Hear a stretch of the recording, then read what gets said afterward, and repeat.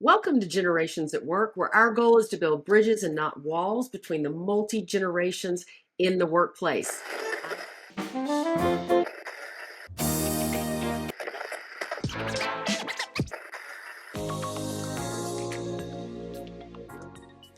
I'm Susan Davis, your host, Maxwell Leadership Corporate Facilitator and Coach, and with us, your generational expert, Dr. Tim Elmore. Tim, welcome. Thank you, Susan. Good to be Yeah, with you good again. to see you. Yes. And we have a special guest with us today. We are excited to have with us today international author, bestseller, Brooke Dukes, who wrote a book called Burn On, Not Out, Finding Fulfillment Beyond Success. And we're excited to listen to Brooke. She brings over 20 years of corporate experience, and she helps visionary leaders scale sustainably by helping them decide how to lead and their people and how they actually operate both mentally, behaviorally, energetically. Brooke, excited to have you with us today. Thank you so much for having me.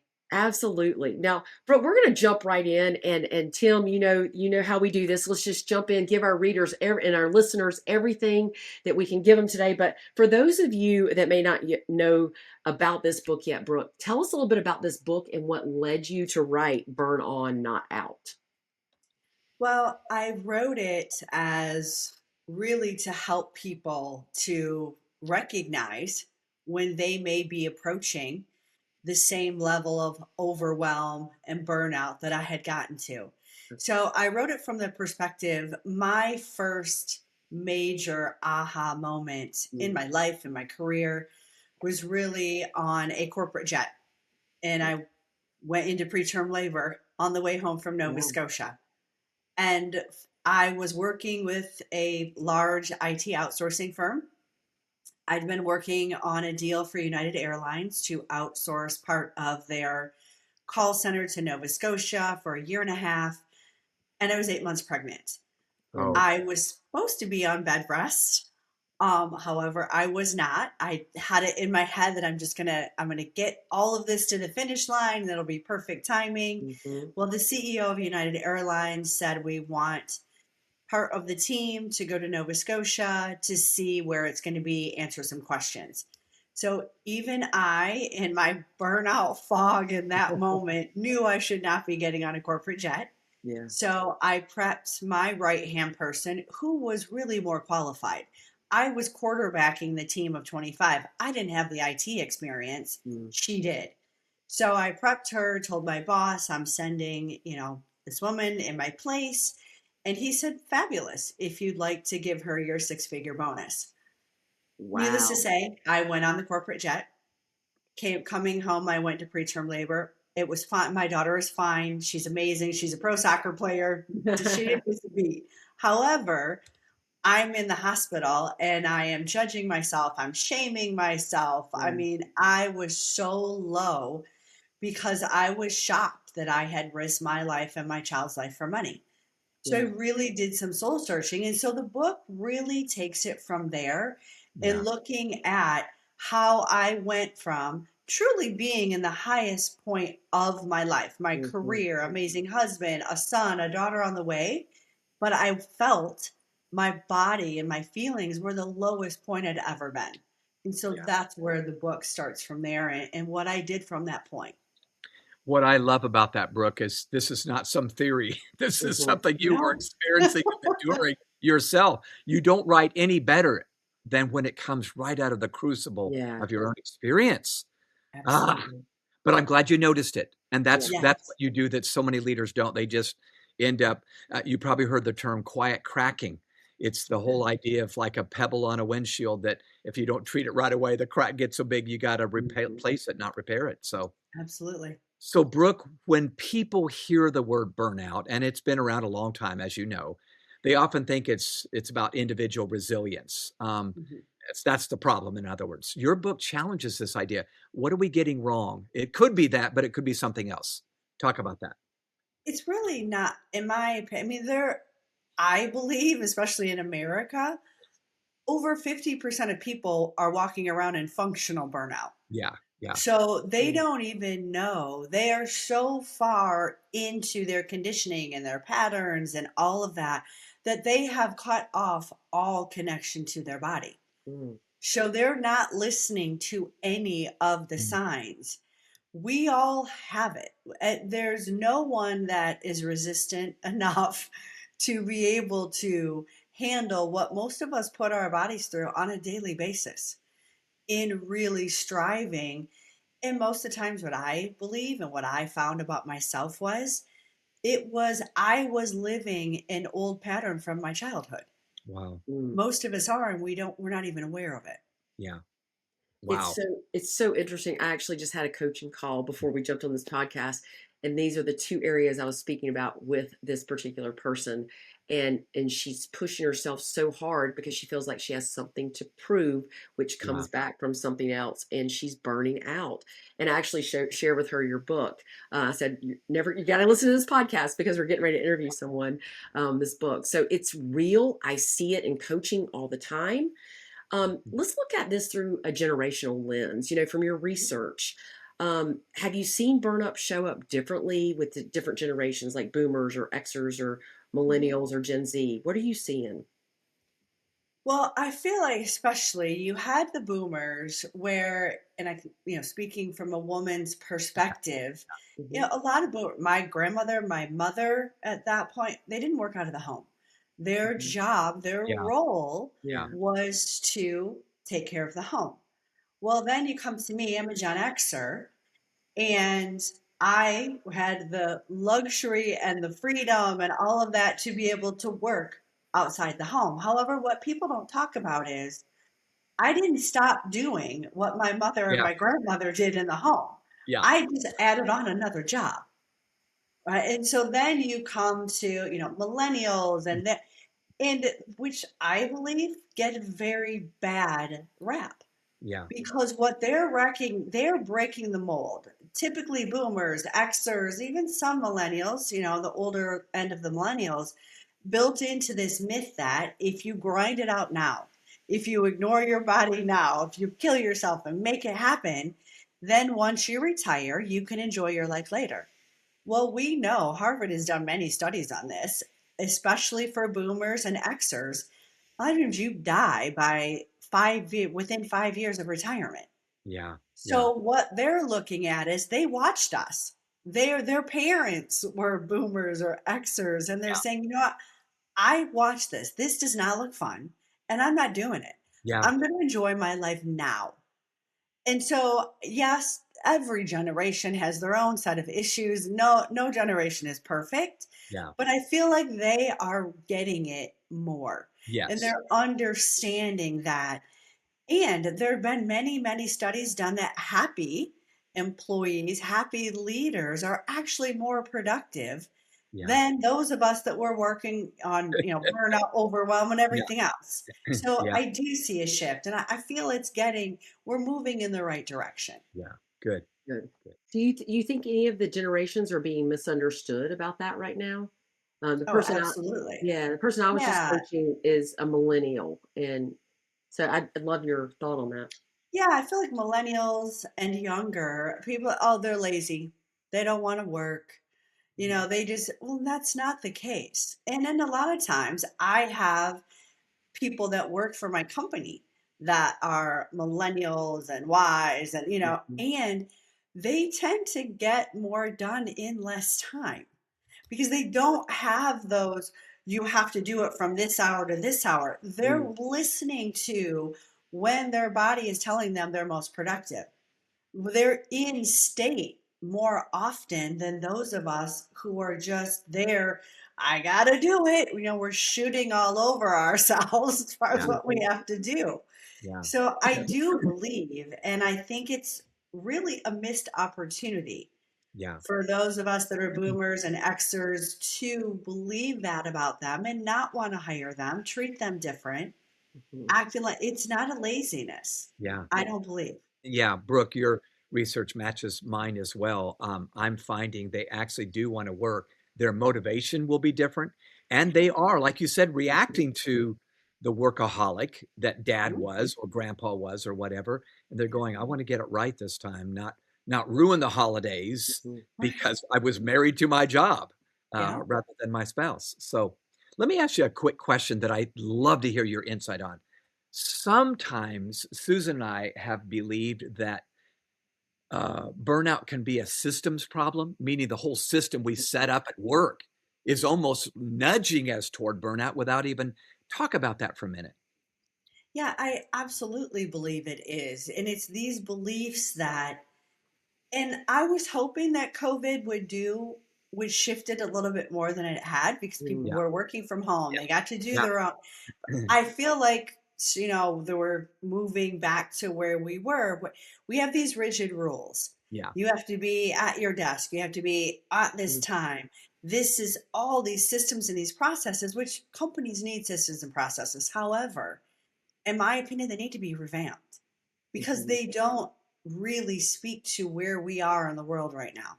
Mhm. They don't speak about where we're going. We're moving from that masculine frequency, which has nothing to do with gender, of force, push, chase, into an era of more feminine frequency, which is about ease, flow, attract. And the systems that we built before don't align with that. And companies need to catch up. yeah, yeah. That's good. That's You good. know, I love that you said that, Brooke. Thinking about these, the older generation and some of the expectations, and I'm an Xer. Tim's, I'm gonna say you're almost a tweener, Tim. You're not a boomer, right?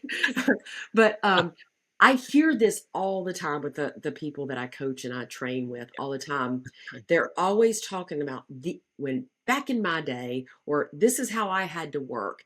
Let's talk a little bit about these expectations that this older generation, especially Xers included, unfortunately, they're carrying that the younger generations simply don't buy into.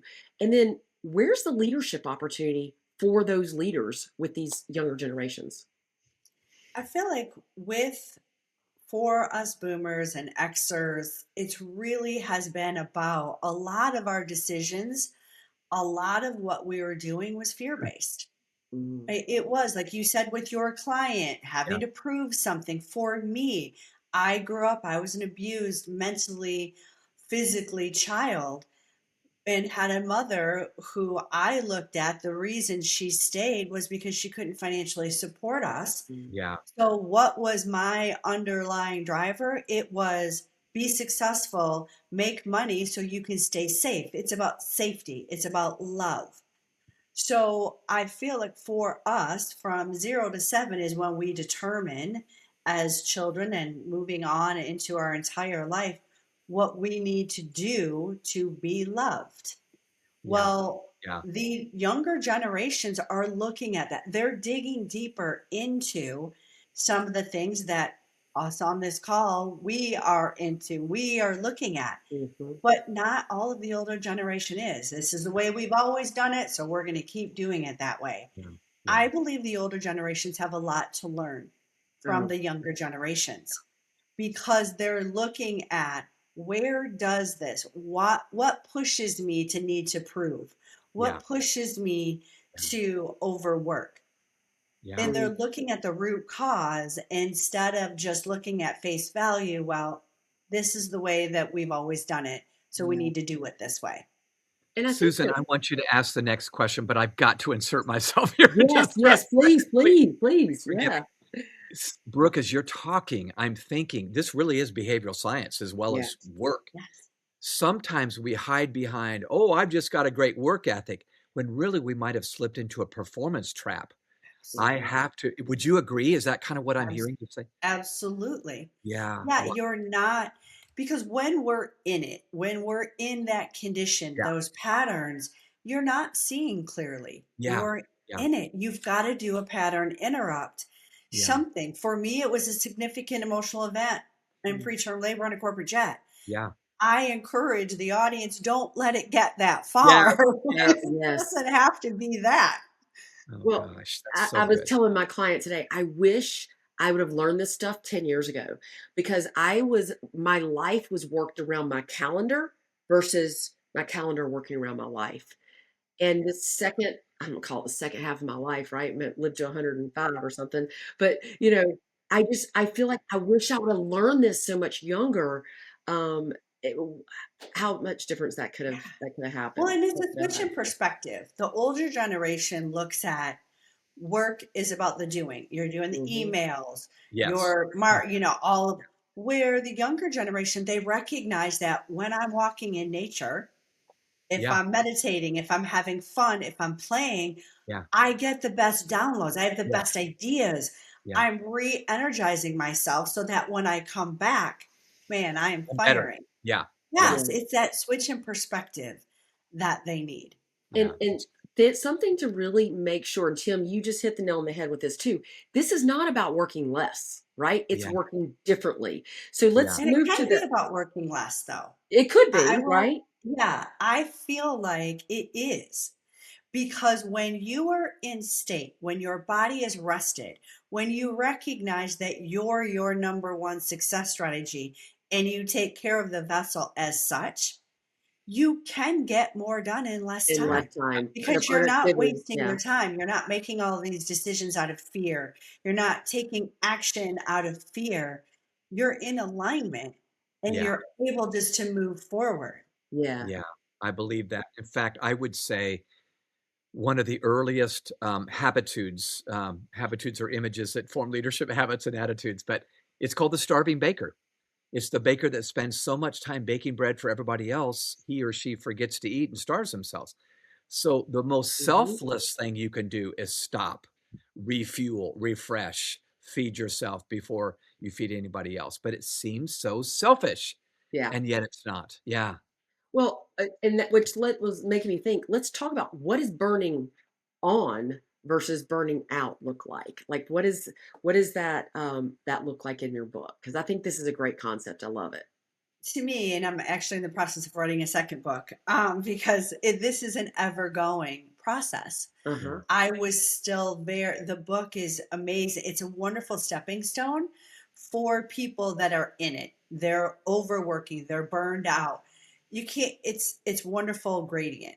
Well, there's steps to that. So for me now, what that looks like is burning on is being true to me, paying attention to I follow my joy yeah, because that is my fastest way yeah, to accomplish anything yeah, personally and professionally. I Hmm. can wake up and say, what brings me joy? Well, I Hmm. do. We added human design 4 years ago into our practice and really looking at I am a manifesting generator. I have to follow what lights me up. yeah, When Hmm. I don't, that's when I get frustrated. I get angry and the Hmm. fatigue starts to hit in. yeah, Anyone who's not waking up, I know I see it visibly. Well, I guess Hmm. that's the thing. I see it clearly. That's maybe what I say yeah, is I used to, when I was in burnout, I would wake up and the world felt gray. When someone asked me, what brings you joy? What excites you? I Hmm. didn't know anymore. huh, Hmm. My world was just getting through the day. Yeah. It wasn't about, I forgot, like, what did I want? What did I want when I was younger? What brought me there? All of that was like out of my grasp. It was almost like it was a Hmm. different person. yeah, Now I know exactly what brings me joy.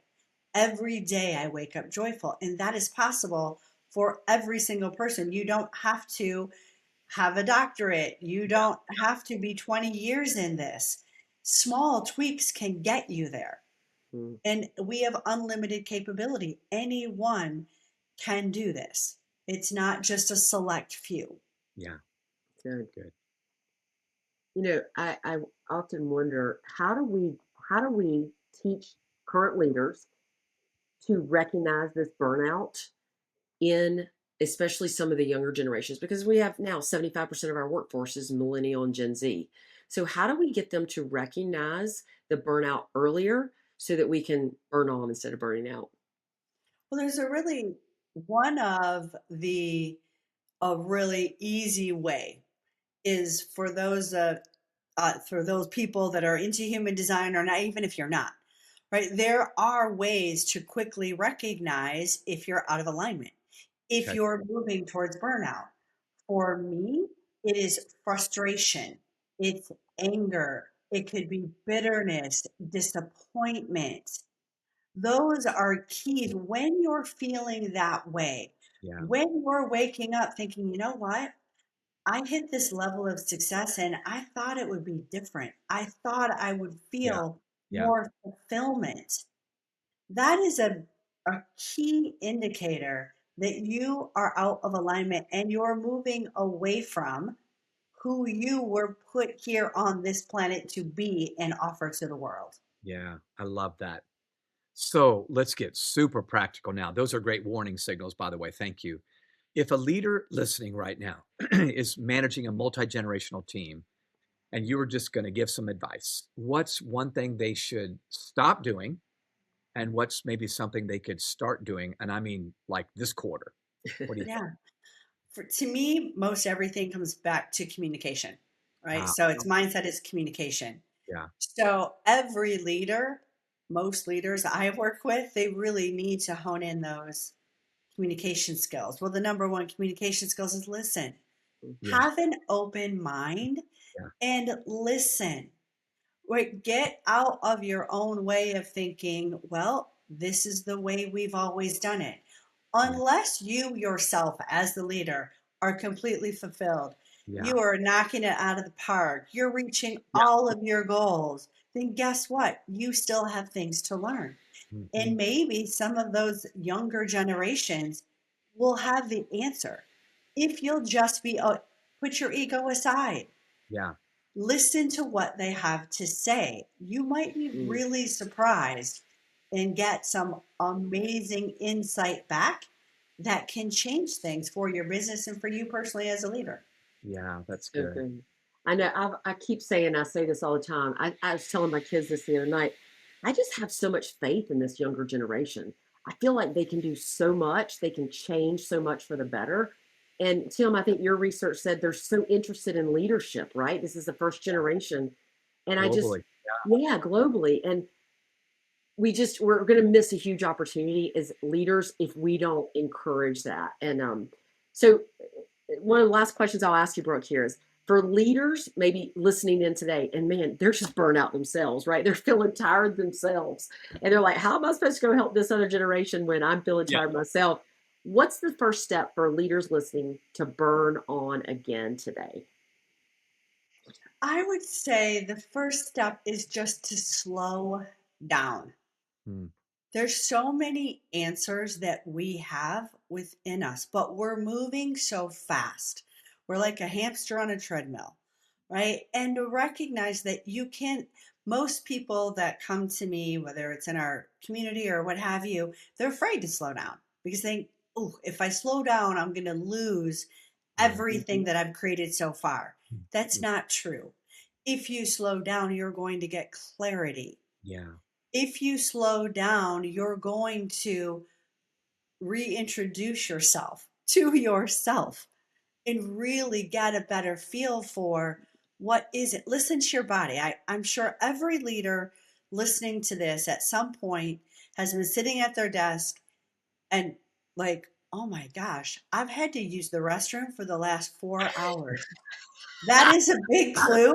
You're not listening to your body. Yes. Yes. That's so good. Just pay attention. Yes. Slow down and pay attention. All the answers are already there. Yeah. There. That's so good, Brooke. Oh my I gosh. love that. Can I insert something real quick? Yes. Yes. I was just listening to Stanford psychologist Anna Lemke, who was talking about how we're not aware and we're kind of in denial sometimes of the realities all around Yeah. us.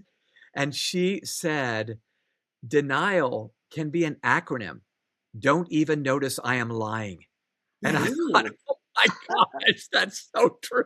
I'm yeah. lying to myself, hiding behind, look how great I am. I'm not going to the bathroom. And it's Yeah. like, no, you're not getting a trophy for that, You're not Bob. getting a trophy. Yeah. That's right. I Oh my know, God. and I've probably done that myself. I mean, I'm sure we all sitting on Same. this podcast, and everybody out there listening has done Yeah, that themselves. There's no badge of honor. You're not getting that's right. put That's into a right. club about it. Yeah. Wow, good stuff. Great book, Burn On, Not Out. Brooke Dukes. We will drop some information in the show notes below this podcast.